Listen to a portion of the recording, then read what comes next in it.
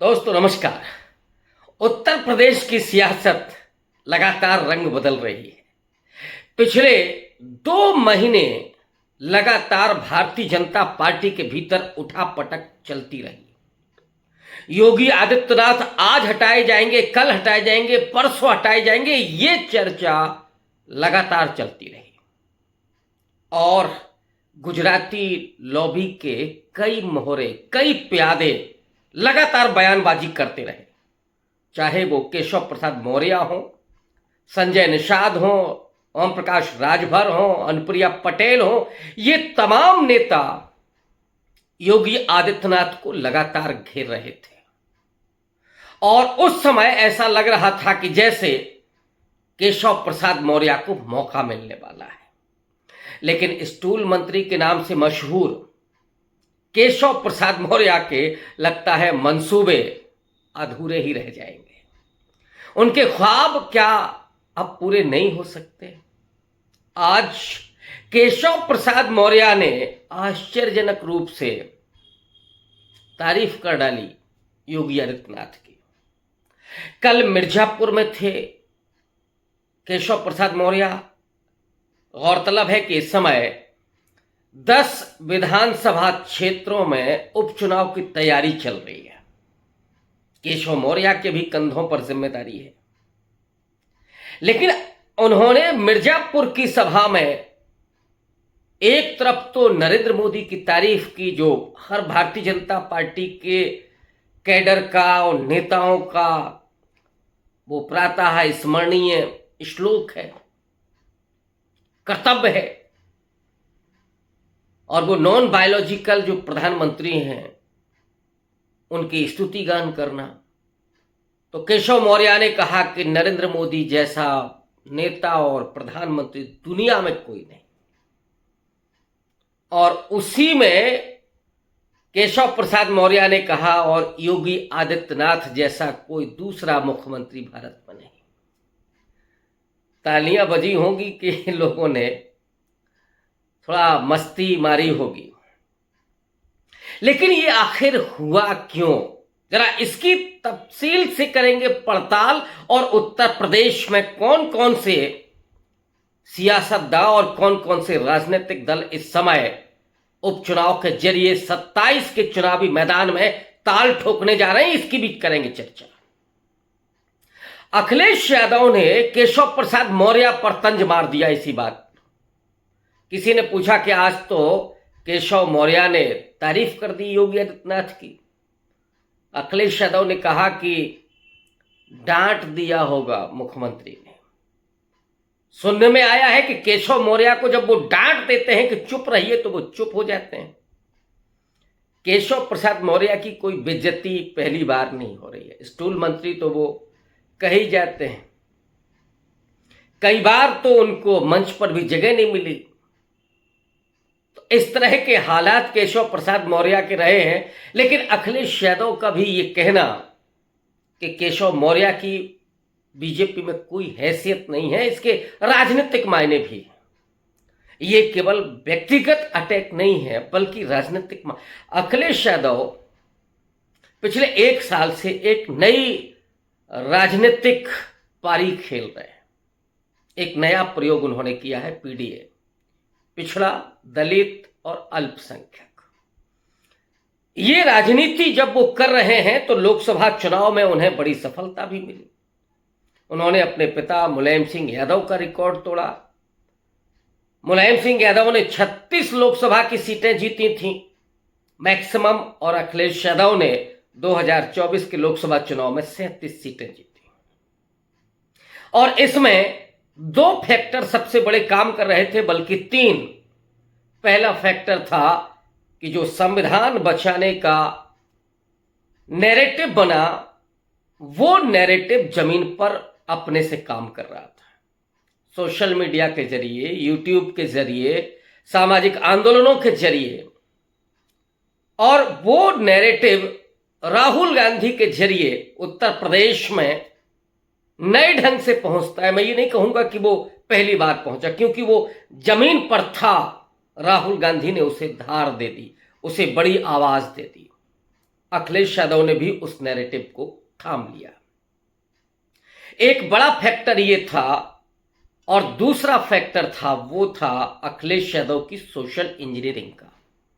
अखिलेश यादव ने पीडीए के अनुसार, हालांकि उन्होंने ब्राह्मण, ठाकुर, भूमिहार इन सबको भी टिकट दिए, लेकिन ओबीसी में भी उन जातियों को बखूबी टिकट दिए जिनकी भागीदारी पर्याप्त है, या आप ये कह सकते हैं कि आबादी के अनुसार उन्होंने टिकट बांटे।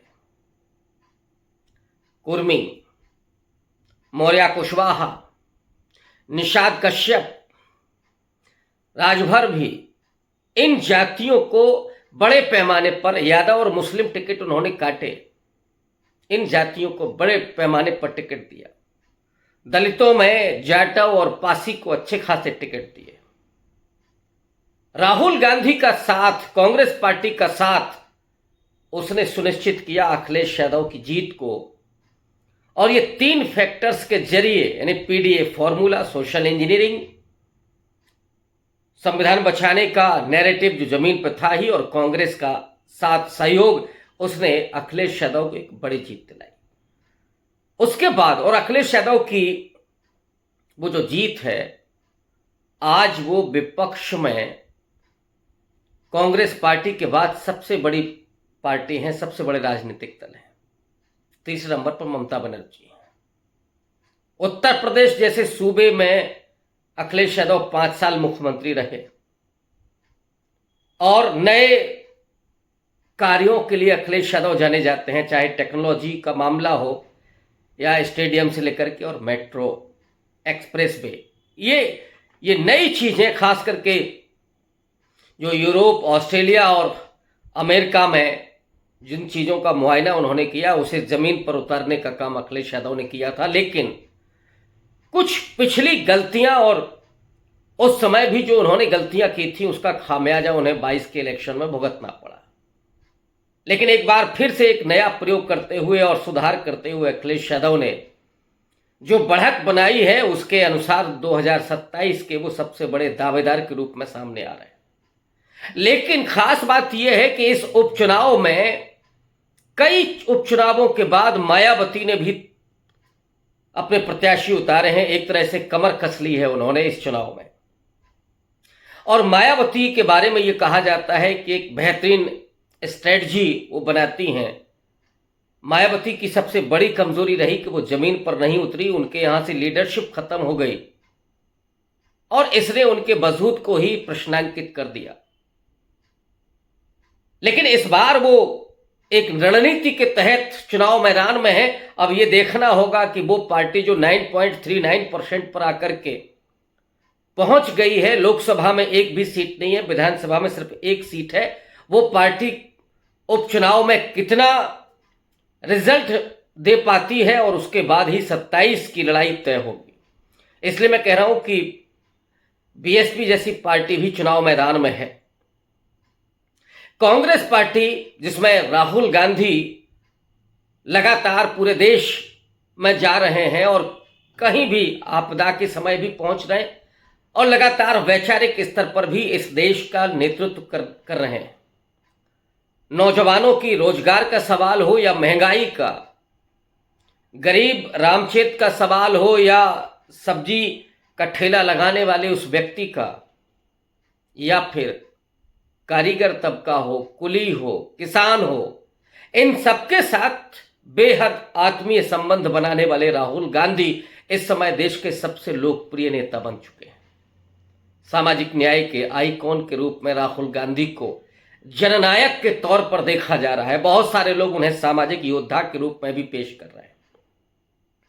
राहुल गांधी की सबसे बड़ी खूबी कि वो सत्ता से कोसों दूर और इस देश के सौहार्द के लिए, सत्ता के लिए नहीं, सौहार्द के लिए लगातार लोगों के बीच में पहुंच रहे हैं, उनके सम्मान के लिए, उनके स्वाभिमान के लिए, उनके अधिकारों के संरक्षण के लिए और सबसे बढ़कर संविधान के लिए राहुल गांधी लगातार जमीन पर काम कर रहे हैं। और उसका नतीजा है कि आज लीडर ऑफ अपोजिशन ही नहीं है राहुल गांधी, मैं समझता हूं कि अगर कोई भी सर्वे होगा, उस सर्वे में राहुल गांधी सबसे लोकप्रिय नेता के रूप में सामने आएंगे। वो पता लगा कि सर्वे एजेंसी किस पार्टी की तरफ से आ रही है, गोदी मीडिया तो नहीं कर रही है। अगर स्वतंत्र होगा तो निश्चित रूप से राहुल गांधी पहले पायदान पर खड़े दिखाई देंगे। तो कांग्रेस पार्टी अपने दावेदारी उत्तर प्रदेश में करी। जैसे 24 तारीख को राहुल गांधी इलाहाबाद आ रहे हैं संविधान सम्मान समारोह करने के लिए। संविधान पर बातचीत होगी। उस सम्मेलन में राहुल गांधी चीफ गेस्ट होंगे। उसमें तो जो जमीन कांशीराम जी की रही, जिस जमीन पर सोशल जस्टिस की पॉलिटिक्स हुई, जिसने भारतीय जनता पार्टी के सांप्रदायिक फांसीवादी राजनीति को खारिज किया, एक बार नहीं दो बार। पहली बार 92 में जब बाबरी मस्जिद का ध्वंस किया गया था, उसके बाद भी उत्तर प्रदेश में जो कांशीराम और मुलायम सिंह का गठबंधन बना था, उसने भारतीय जनता पार्टी को सत्ता से बेदखल कर दिया था।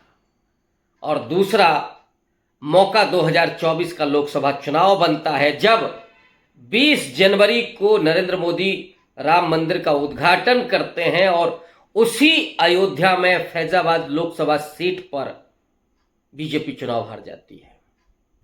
और जो व्यक्ति चुनाव हारता है, लल्लू सिंह, उन्होंने डंके की चोट पर कहा था कि 400 सीटें बीजेपी को इसलिए चाहिए क्योंकि संविधान बदलना है। और दूसरी तरफ एक दलित लीडर था, सामान्य सीट पर चुनाव लड़ रहा था, अखिलेश यादव के बेहद विश्वसनीय, वो मजबूती के साथ चुनाव लड़े, अवधेश प्रसाद पासी। इस समय अवधेश प्रसाद पासी को अयोध्या नरेश कहा जा रहा है, अयोध्या का राजा कहा जा रहा है। वो अयोध्या जिसकी धुरी पर इस देश की सांप्रदायिक राजनीति विस्तृत होती है, लेकिन उस अयोध्या के लोगों ने यह बता दिया कि उन्हें यह राजनीति अस्वीकार्य है। और उस राजनीति को अखिलेश यादव ने अपने पीडीए के फॉर्मूले के जरिए जीता।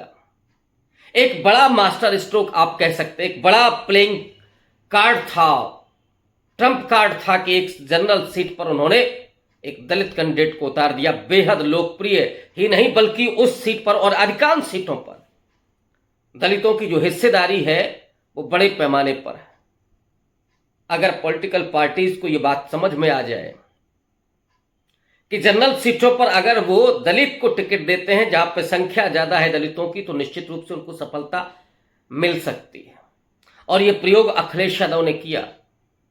कई बड़े लीडर्स, मल्लिकार्जुन खड़गे खुद जनरल सीट से चुनाव जीत करके आते हैं।